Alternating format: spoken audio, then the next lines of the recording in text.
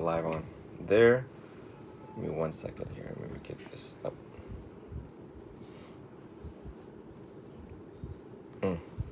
Wonderful. Go live on that Facebook. Go live on there. Okay, put your hands together.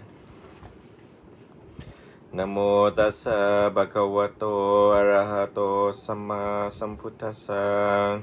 Namo buddhaya, namo dhammaya, namo sanghaya. Good morning to all of you on the east side of the world. Good afternoon into the evening here to everyone in the United States. So present with me are two of my students, two of my pre-saints, right? It's good to see their face. It's good to know who they are and why they are pre-saints. It's because they just keep the precept really well. And today, what did we do today? Kayaks. Yeah, we went kayaking down in St. Pete. Got some crab. What was the best part of the day for both of you? I think going down on the pier and looking out up on the city. Yeah, I like that too. It was really nice and just calm out there, and then you could just see the entire city, which was really nice. You know, with the moon and stuff, it looked really cool. It's different than staying at home and sleeping, huh? Yeah, it's a lot better. It is called a life. I was gonna say wife. Where did it come from? My God. A life well lived, right? A life well lived is you have the whole world in front of you to live for, right? And people don't realize that. People are just in their thoughts, in their home, creating all sorts of hell in their room. You know what I'm saying? Yeah. And there's a whole world out there to live for, and yet no one. It's like, you know what I'm saying? So when you're hanging out with the Venerable in the city, the purpose is, well, you guys are young men, and this age and stage of your life, a lot of things are intense, right? Thinking about your future, thinking about future endeavors, family, girlfriends, money management, adulting, kids, jobs, just whatever the hell you're thinking about. But never forget you will figure it out through time because you're smart and intelligent, right? All of my students are smart and intelligent. You figure some of those answers lies out there when you're in nature. Actually, when you're alone with your thoughts, some things will come up. There was a book that I purchased, but it's at the office. It's called Questions from the City, Answers in the Forest. Does that make sense? Yeah. So, when we hang out like this, we always have to make progress.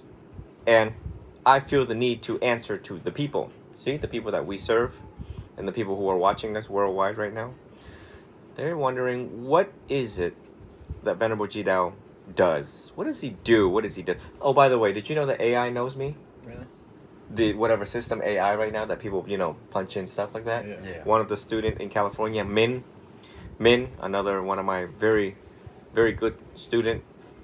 He says, so I put in Venerable Ji Dao on AI, and AI goes, I don't have my other iPad here, but AI says Venerable Ji Dao conducts one-on-one counseling sessions. He has more than 1 million followers on TikTok, and it started like and I'm like, what? AI knows about me. What the hell? It knows. Isn't that scary? So, anyways, I just feel the need to, God, this light technologies. AI, fix my light. Oh, so much better. Look at that.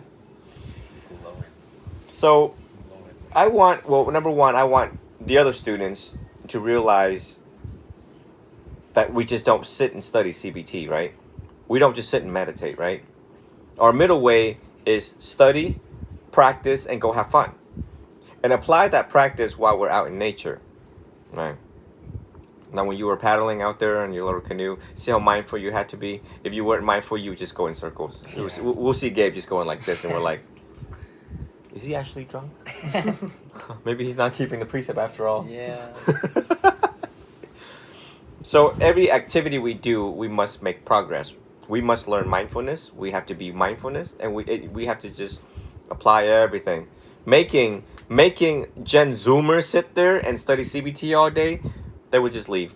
If I go through the training with them the way how I was trained, everyone would just leave. There would be no school of Jidao, right? But how would you describe when you're out and about with me? Tell the people. Be honest. Very eventful, always doing something, never just sitting down, wasting time, always on our feet moving. Yeah, doing something at least. And it was something like semi-productive, nothing really just wasting our time. And notice that we don't ever spend too much time doing one activity. You notice that? It's Yeah. always bloop. Okay, nice. Yeah, cute little dolphins. Go back and on the move again. You see that? Yeah. That means that things have to change rapidly, so that you guys.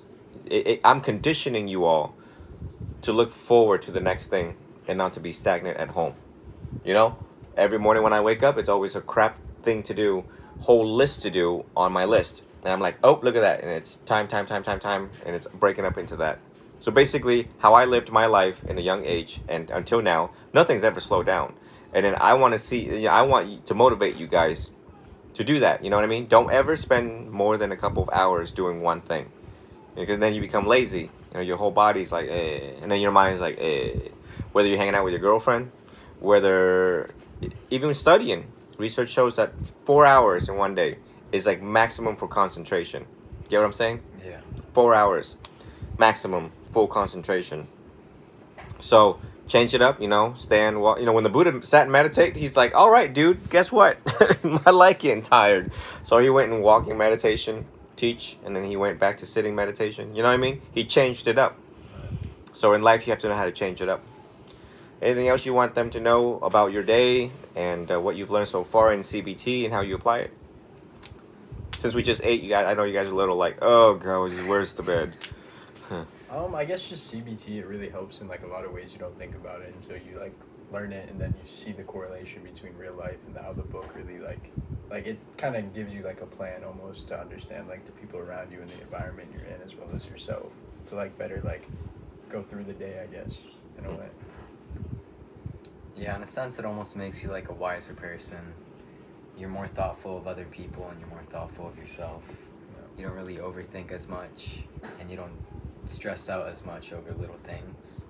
You try to move past everything and just keep a positive mindset.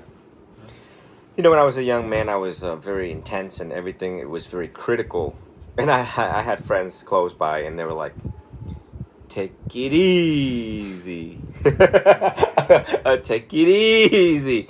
I mean, there would see steam coming out of my ears. They were like, take it easy.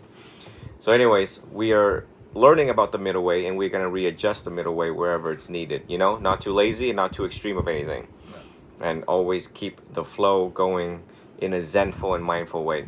So anyway, I just wanted to capture this moment live. Everyone knows that I'm kind of like using these platforms. It's all for Facebook, Instagram, YouTube, and another Facebook account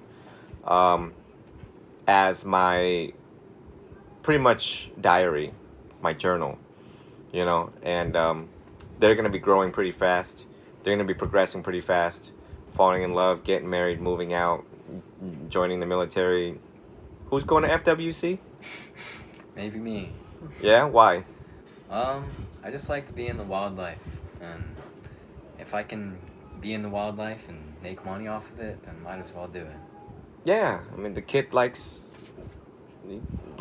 wildlife and likes gun, wildlife, and trucks, you know, FWC.